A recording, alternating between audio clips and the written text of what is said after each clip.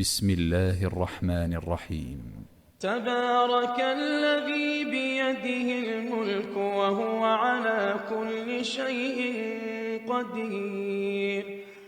الذي خلق الموت والحياة ليبلوكم أيكم أحسن عملا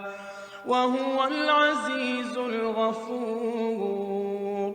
الذي خلق 7 سماوات طباقا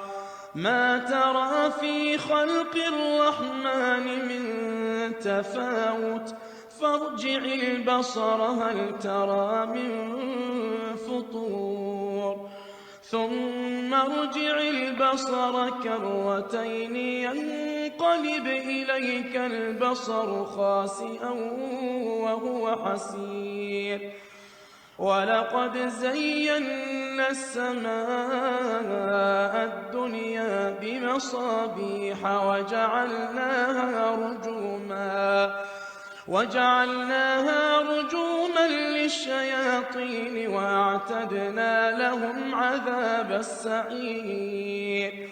وللذين كفروا بربهم عذاب جهنم وبئس المصير، إذا ألقوا فيها سمعوا لها شهيقا وهي تفور تكاد تميز من الغيظ، كلما ألقي فيها فوج سألهم خزنتها ألم يأتكم نذير، قالوا بلى قد جاءنا نذير فكذبنا وقلنا ما نزل الله من شيء إن أنتم إلا في ضلال كبير، وقالوا لو كنا نسمع أو نعقل ما كنا في أصحاب السعير، فاعترفوا بذنبهم فسحقا لأصحاب السعير، إن الذين يخشون ربهم بالغيب لهم مغفرة وأجر كبير، وأسروا قولكم أو اجهروا به إنه عليم بذات الصدور، ألا يعلم من خلق وهو اللطيف الخبير، هو الذي جعل لكم الأرض ذلولا فامشوا في مناكبها وكلوا من رزقه وإليه النشور، أأمنتم من في السماء أن يخسف بكم الأرض فإذا هي تمور، أم أمنتم من في السماء أن يرسل عليكم حاصبا فستعلمون كيف نذير، ولقد كذب الذين من قبلهم فكيف كان نكير، أولم يروا إلى الطير فوقهم صافات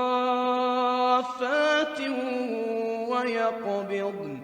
ما يمسكهن إلا الرحمن إنه بكل شيء بصير، أمن هذا الذي هو جند لكم ينصركم من دون الرحمن إن الكافرون إلا في غرور، أمن هذا الذي يرزقكم إن أمسك رزقه بل لجوا في عتو ونفور، أفمن يمشي مكبا على وجهه أهدى أمن يمشي سويا على صراط مستقيم. قل هو الذي أنشأكم وجعل لكم السمع والأبصار والأفئدة قليلا ما تشكرون. قل هو الذي ذرأكم في الأرض وإليه تحشرون. ويقولون متى هذا الوعد إن كنتم صادقين. قل إنما العلم عند الله وإنما أنا نذير مبين. فلما رأوه زلفة سيئت وجوه الذين كفروا وقيل هذا الذي كنتم به تدعون. قل أرأيتم إن أهلكني الله ومن معي أو رحمنا فمن يجير الكافرين من عذاب أليم.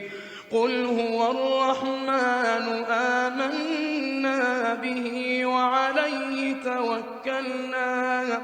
فستعلمون من هو في ضلال مبين. قل أرأيتم إن أصبح ماؤكم غورا فمن يأتيكم بماء معين.